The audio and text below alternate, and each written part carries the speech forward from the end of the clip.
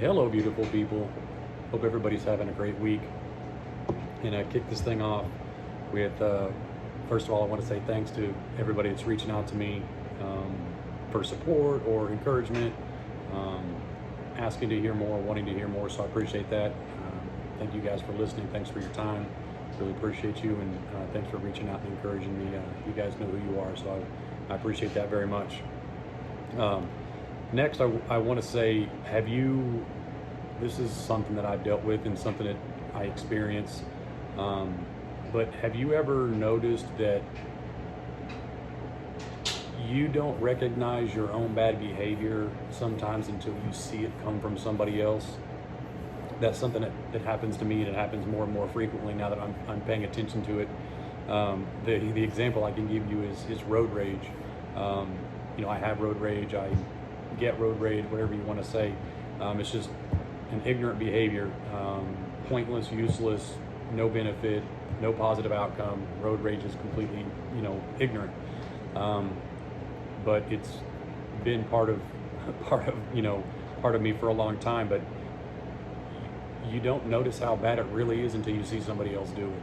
And I notice these types of things more and more often. Road rage is just an example, but these types of things, I see my poor behavior coming from somebody else, and it really helps me reflect on what I can do better, and it helps me see the bad things that I do or say, and I'm like, oh, okay, I need to work on that. It makes me check myself when I see that. I'm like, oh man, that looks really familiar, and that also looks really ugly, and I need to work on that. So I say that because you've probably heard this expression that if the only tool that you have is a hammer, everything starts to look like a nail. And for me, for many, many, many years, I didn't have very many tools. I wasn't very well equipped, and that's nobody's fault but mine. But I used the very limited tools that I had, as weapons in my life for everything, good or bad, things that I needed to get away from, or even sometimes things I needed to embrace. But I had very, very limited tools in life. And, I, for example, the limited tools were, anger, animosity, a really bad attitude, drugs, alcohol, things like that. Those are the tools that I use to navigate my life. And anytime something came up, whether it was good or bad, I used that recipe on all those things, so it didn't matter if it was, something to celebrate, a graduation or a birthday. It was fueled with, alcohol and drugs, and if it was a negative thing or a bad thing, let's say it was a funeral or something negative going on, I treated everything the same. And I wouldn't say it was in a form of like self-medicating. It was in the form of, whatever the situation is, I can make it better with this. And a lot of times it was a defense mechanism. If somebody said or did something I didn't like, it was really easy to anger. Like I said, frustration. I've got a really sharp tongue. I have a way of saying things and cutting straight to the bone and hurting people's feelings, and I use that as a weapon to defend myself, even if I didn't even need to be defended. It was just a reaction, because like I said, it was the only tool I had. So I hammered away at these nails with drugs and alcohol and anger, and I just beat my way through life with these things. And like I said, when you start to see your demons come out of other people, you really start to kind of look at yourself differently, and see how you've treated people poorly, and makes you regret a lot of things. And I have a lot of regrets for the way I've handled my life, the way I've managed my life, the way I've taken care of people, the way I've not taken care of people. And there's a really smart guy. He's passed away now. I would consider him a mentor. And speaking of mentors, mentors aren't exactly what I thought they would be. Growing up, I didn't really think of mentors at all in any capacity. But when I started sort of looking for or seeking or searching for mentors, I always thought that this person had to be, present and in the flesh, and they were going to be sort of tutoring me one-on-one and just downloading, wisdom or nuggets, and I would just be taking notes, and my life was just going to transform itself just by sitting and listening to this person one-on-one. And in most cases, that didn't happen at all. The mentors actually did happen and did start at a very young age, good and bad. Any type of content you take in is part of your diet. So everything that you take in, everything you see, everything you hear, the music you listen to, the TV you watch, just any sort of content you take in on your phone, the people you hang around with, that's your diet. So whatever you're consuming every single day is part of your diet. And I didn't realize for many, many years that as I was consuming all this stuff, that I was carrying it with me, and it was inside of me, and then whenever things happened, it would come out, because that was the mentorship I received.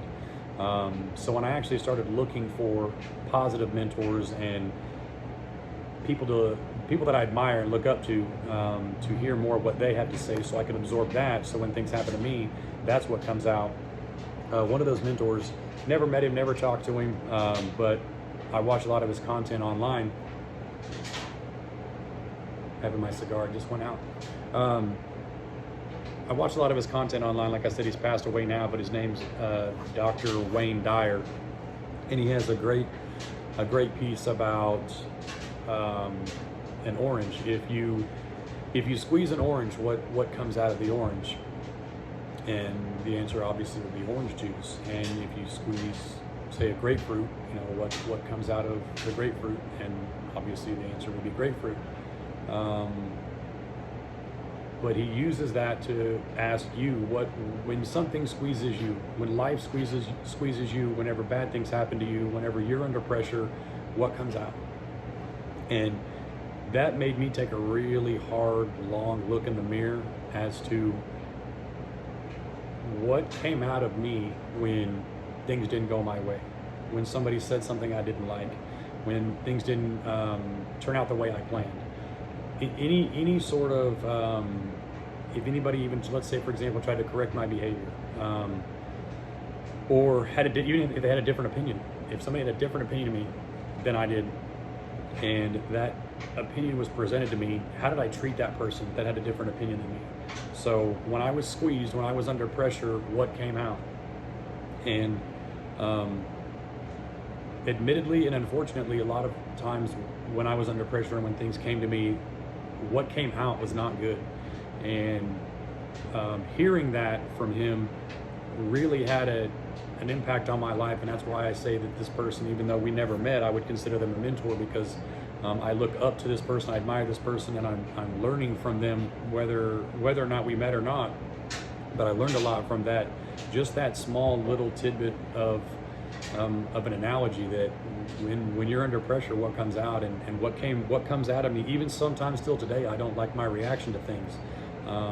However, now I can at least reflect on it. And prior to understanding that concept, I'd gone my entire life not even reflecting on my behavior at all. Never even once second guessed whether or not I was in the wrong, or whether or not I needed to apologize, or whether or not I treated somebody negatively or badly or poorly. Never even crossed my mind. So I'd gone how many ever years, 3 decades, 4 decades, however long it was, without even questioning my behavior. And over time and with practice, the window of me understanding and recognizing my bad behavior has not only decreased down to where I recognize it almost immediately, but a lot of times it doesn't even happen. And hopefully someday I'll get to the point where it never happens. That's the goal, is to not be a vicious, angry, mean person, So progress, not perfection. I'm not there yet, but I'm still working on it. But that window of time from reflecting on my behavior that was non-existent before, it exists now, and the window's much smaller, and I see my bad behavior, and I understand that when something squeezes me, what comes out is absolutely 100%, no doubt in my mind, a reflection of who I am and what I am as a person. And it's a great analogy, and I don't know if that's going to resonate with anybody, or if that's going to help you look at the way you deal with things. And it doesn't, like, your story doesn't necessarily have to be like mine. You know, whatever came out of me, like I said, was anger or frustration or vicious, hateful comments. What comes out of you may be different. You may get under pressure and you may break. You may, your response may be different than mine. Like I said, you may break. You may. I mean, I'm so used to my own reaction, I can't even think of how other people react to things. Some people laugh. Some people get under pressure and they laugh. You know, and just because they're uncomfortable. But what does come out of you whenever you're under pressure? Is it love? Is it kindness? Is it sympathy? Is it empathy? Or are you like me and does something really nasty come out? Because at the end of the day, you know, what you look like and how you dress and how you present yourself to the world and how much money you make, none of that matters. What matters is how you respond to the world under any condition, good or bad. And the way I responded to the world for a very long time is not good. It's, you know, stuff I'm not proud of. I've said things and done things to people that I'm not proud of, and a lot of that came from understanding that when I was under pressure or things didn't go my way, and when I was squeezed, what came out. So I don't know if that means anything to you or not, but if it does, I hope it helps you reflect and see yourself in a realistic light. It doesn't have to mean that you're a bad person or that you can't get better, or you know, maybe you can look at it and just say, hey, I'm okay with this. That's okay. You don't have to change. You don't have to do anything differently. It's just something to think about, and it helps me. I still think about that all the time. You know, it's just something that stuck with me, and it just helped me. So if it's, you know, of any use to you, I hope you go look up that video. I'm sure it's still on YouTube. I haven't seen it in a long time, but I think about it all the time. So again, his name is Dr. Wayne Dyer. He's got a lot of great content, so I recommend you check it out. Let's see, what else do I have for you? Very challenging week this week. A lot of negative going on, and I guess that's kind of where I was going with what's happening when you get squeezed, what happens, and then also talking about, you know, when the only tool you have is a hammer, everything looks like a nail. If I kind of put those things together, what I'm saying is this week has been an extremely rough week. A lot of negative this week. I told somebody today the devil's after me this week. He's not going to get me, but the devil's after me this week, and I understand why. I'm an easy target. I'm weak. The devil's controlled a lot of my life up until this point.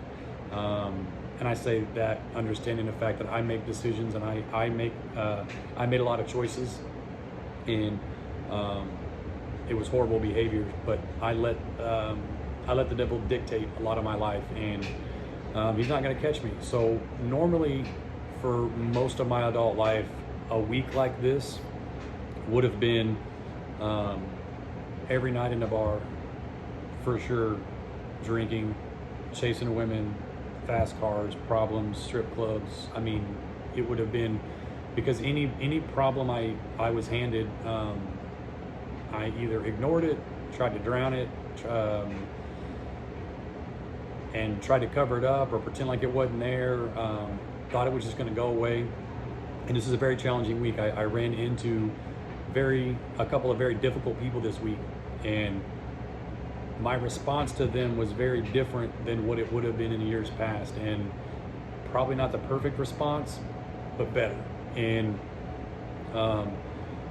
when things like that happen, I know I've made some progress, and I wish I was better, and I wish I could have the perfect answer in the moment and at the time, and I don't.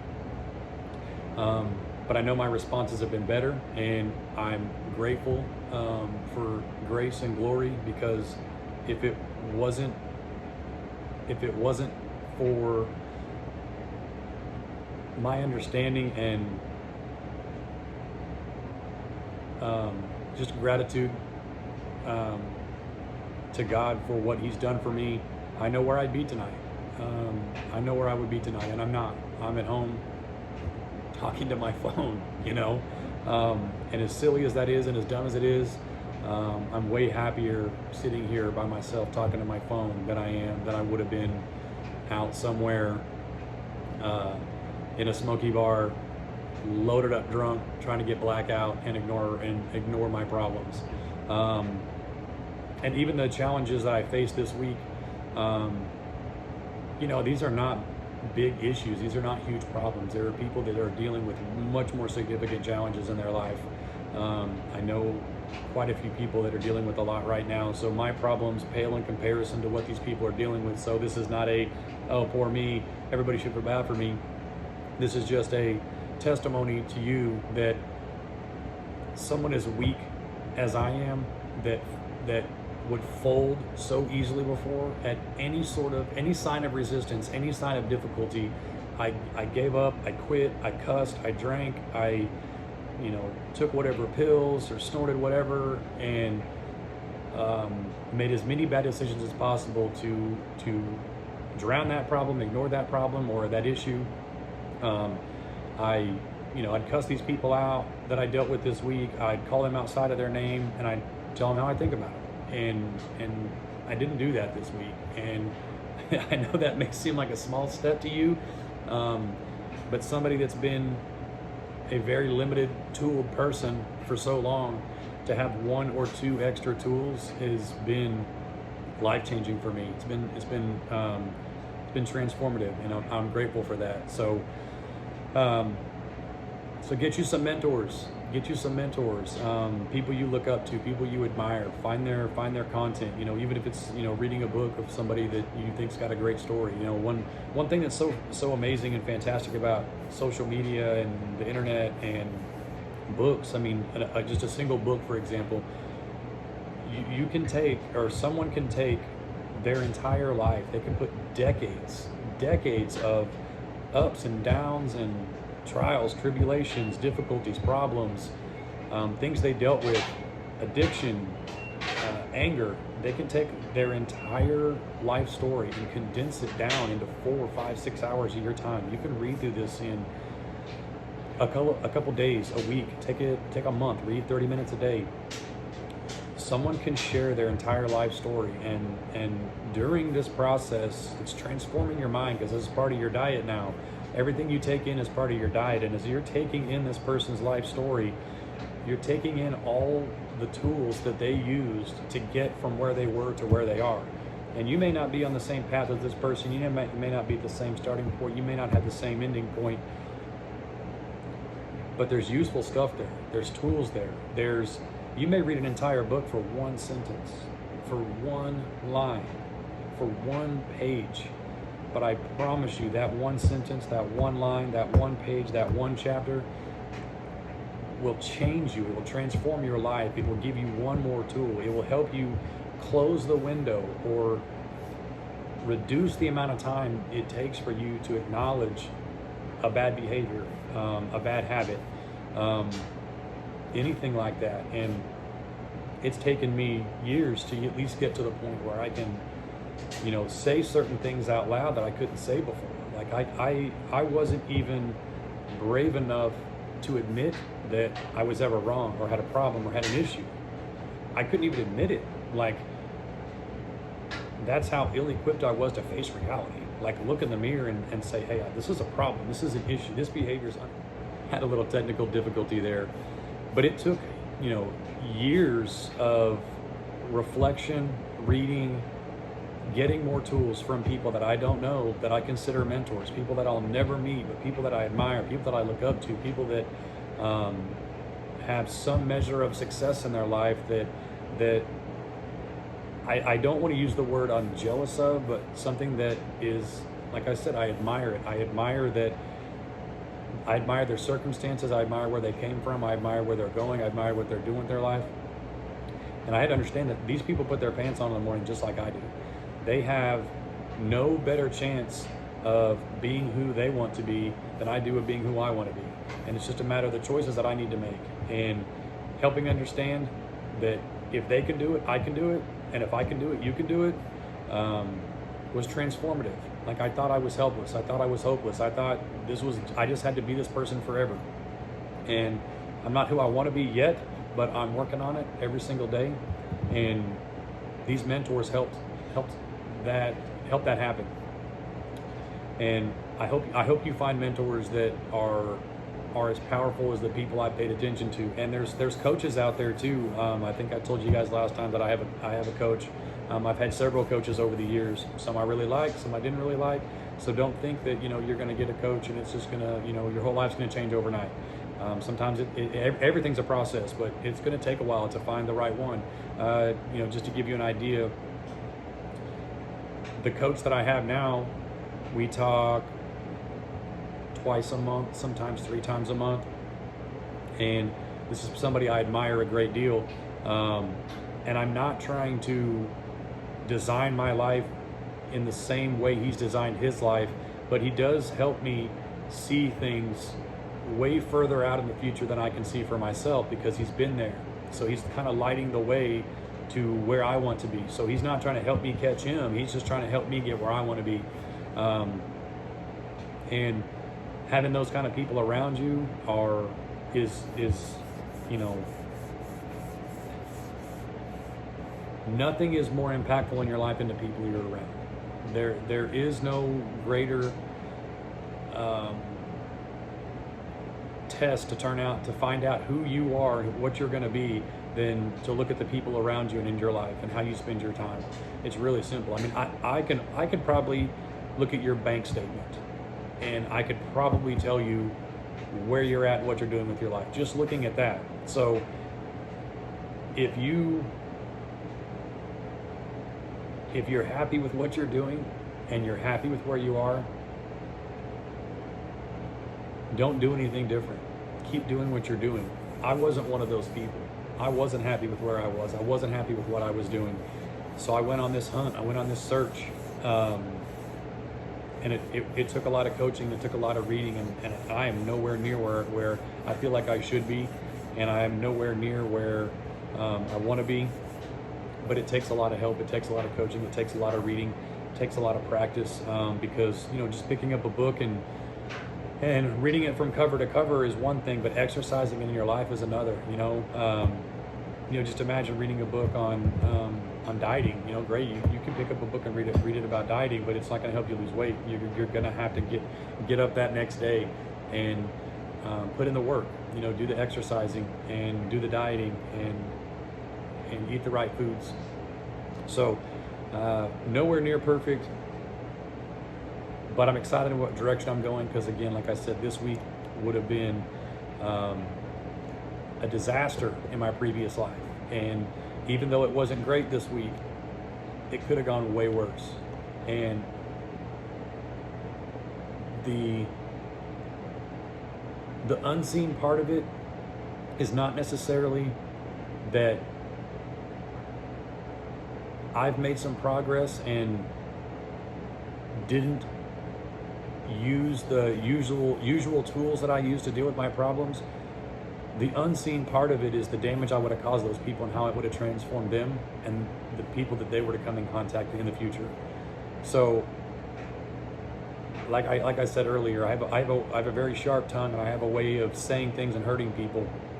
And not doing that this week may not seem like a big deal to most people, but it's a big deal to me, because like I said before, I never even thought that I did anything wrong. I thought I was right, because what I said was true, that it was right and it needed to be said. And a lot of times, not saying anything at all is the right thing to say. And I was told this at a very young age, many times, and it probably didn't sink in. And it probably still hasn't sunk all the way in, but my mama told me that if you don't have anything nice to say, don't say anything at all. And this week, I said a whole lot of nothing on several occasions when the old me wouldn't have done that. And I would have damaged some people. Maybe a little bit, maybe a lot, maybe not at all. But I'm happy that I didn't. And no, I don't always practice. I don't always practice it, but I'm getting a little bit better at, if I don't have anything nice to say, I don't say anything at all. And it's working out. It's working out. And it's still a frustrating week, but I can deal with it a lot better and a lot differently than I used to without hurting other people. So that's a win for me. That's a success for me. I've got another person that I admire, and this is somebody I know and I talk to almost every day. He said that you can tell the size of a man by the size of the problems that hold him down. And I couldn't agree with that more. If someone met you on the street, just a complete stranger walked up to you on the street, and they started telling you their problems, every single one of their problems, and let's just, for this scenario, pretend like they were just telling you your problems. They were just mirroring your problems back to you. And they were just telling you, oh, you know, I have this problem, I have this issue, da-da-da. What would you tell this person? What advice would you give this person? You know, just listening to your own problems. Write your problems down. Write them down. Read them to yourself. Say them out loud. And what advice would you give yourself? How would you solve this issue? What would you do about this problem? Whether it's in your personal relationships, your business relationships, your finances, your health. Look at these problems if these are real issues, and what advice would you give yourself? How would you handle them? Would you read a book? Would you take a walk? Would you get this toxic person out of your life? Would you find a better job? Like, what advice would you give this person? Because I can assure you that whatever problems you have are nothing compared to some very serious issues that people deal with every single day. You know, I thank God every single day that I have fingers, that I have toes, that I have eyesight, that I can walk, I can talk, that He gives me the ability to move furniture every single day. Like, I'm grateful for that. I'm grateful to even wake up every single day. I'm grateful that I can even get out of my bed. Some people can't even get out of bed. Literally cannot get out of their bed. And we like to whine and cry and piss and moan about very insignificant, stupid problems. So try to gain some perspective about your actual issues and what your real problems are. And then ask yourself, what kind of person is crippled by these problems? Because if these are the problems that are stunting your growth and stopping you from living the life that you want, what kind of person are you? Are you strong enough to overcome this? Are you smart enough to go find whatever it is that's going to take to get you through this? Whether it's a book, a video, a course, a tutor, a teacher, a better boss, a different company, having that 10-minute difficult conversation with that person. Like, I can't tell you how many times, especially when most of my relationships in my life have to do with business, just because that's the kind of person that I am. It's either a me and a customer conversation, or me and an employee conversation, me and a vendor conversation. Most of my relationships are business related, but I can promise you that almost every single issue that you're facing in your life, especially when it comes to something interpersonal, the solution is on the other side of a 5 or 10 minute difficult conversation, and that you're just scared to have. You're scared to have a difficult 5 or 10 minute conversation with that coworker, with your spouse, with your kid, with whoever it is, that this issue that you are losing sleep about, the one that you had, this problem that you have at work, that you take home and vomit on your family every single night, or you take home and drink every night, or you go to the bar and shit talk this person with your friends on the weekends. You could solve this problem in 5 minutes with that person just by having this difficult conversation that you're scared to have. So take it from me, I've had to have a lot of difficult conversations. Oh, you know what? That reminds me of something. I don't know if I've got time to do it in this video because we had that little technical difficulty, so I don't know how much time I've spent. I lost my timer. But I want to talk about firing people. So I'm going to make a note. That that's how our next little conversation is gonna go. I'm going to start it off with firing people. But, oh man, now I lost my train of thought. What was I talking about? See, this is why I shouldn't be sitting here by myself talking to a camera, talking to my phone, because there's none other person that would remind me where I was. But anyway, have that difficult conversation. Get through whatever this problem is, because I promise you, you do not want to get to the end of your life. You do not want to be sitting in your deathbed or lying in your deathbed telling yourself, I wish I would have done this. I wish I would have done that. I wish I wouldn't have let this get in my way. Whatever this is, whatever that thing is, and for most people, it's like one thing. It's one thing. It's not 10 things. It's not 50 things. It's not 25 things. It's one thing. Solve that one problem, because you can tell the size of a person by the size of the problem that holds them down. So if you need to look at this problem, step back, write it down, look at this problem and say, who do I have to be to beat this? Who do I have to be to conquer this? Who do I have to be to get over this? Because you do not want to get to the finish line and look back and say, I let this beat me. I let this defeat me. It's just not a way to live. It's not a way to live. Conquer that, move on from this, beat this. Because for many, many reasons. One, you can get past it. You can put this in your rearview mirror, but also it's going to give you the confidence. It's going to help you build strength to defeat the next thing that comes your way. And it's incremental. It's one little step, one little step. And who is it? I think it's Simon Sinek. He says that never underestimate the power of incremental change. And it's a day-to-day thing. It's a minute-to-minute thing. And it adds up over time. Week after week, month after month, year after year. And if you let your problems control you and you let that one issue dictate your entire life, you're going to stunt your growth, you're going to stunt your happiness, you're going to stunt your finances by letting this thing conquer you. So who do you have to be and what do you have to be to beat this thing? I promise you, look into it, figure it out, read about it, write about it, look up content, videos, it doesn't matter. Do whatever you have to do to beat this thing, and you will thank yourself later. I promise you. I promise you. Let's see what else I got. Yeah, I lost track of my timer, so I don't want to waste too much of you guys' time. Again, I really appreciate the feedback. I appreciate y'all for listening, paying attention. Those of you that call me, text me. My good friend Catherine, she's amazing. You know you're awesome, Catherine. So if you're paying attention, Catherine, I appreciate your support. Thank you very much. You're awesome. I wish there were a lot more Catherines out there in the world. You're incredible.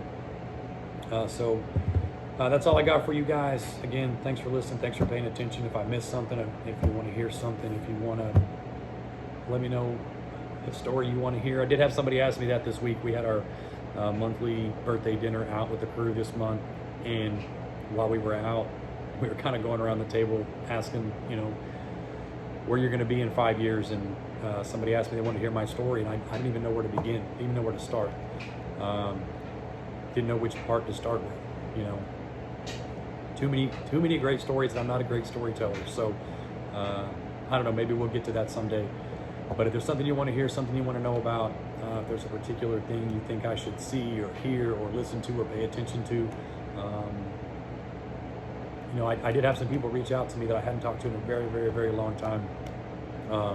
So I'm not against making amends. If you see this and if I did you wrong, man, reach out to me. Reach out to me. Let me know. Tell me how it affected your life, even if it's not good news. I still want to hear it, because I know it's not all good. I know it's not all puppy dogs and wildflowers and rainbows. I know it's not. But if this did you some good, let me know. If it didn't do you any good, let me know that too. I appreciate y'all's support. Especially Ann Trish, you're awesome. You're always paying attention. You're always listening. You're always commenting, liking, sharing our stuff on social media, whether it's something personal or something business. You're one of my biggest supporters, and I really appreciate that. And I know whenever you're sharing stuff and for the social media pages for the businesses, I know the employees are really grateful for your support too. So thank you very much for that. Anybody else? Anything else? That's all I got for now. I appreciate y'all. It's gonna be super cold this weekend. Y'all take care of each other. We'll see you soon. Love you guys, and y'all be good to each other. Bye.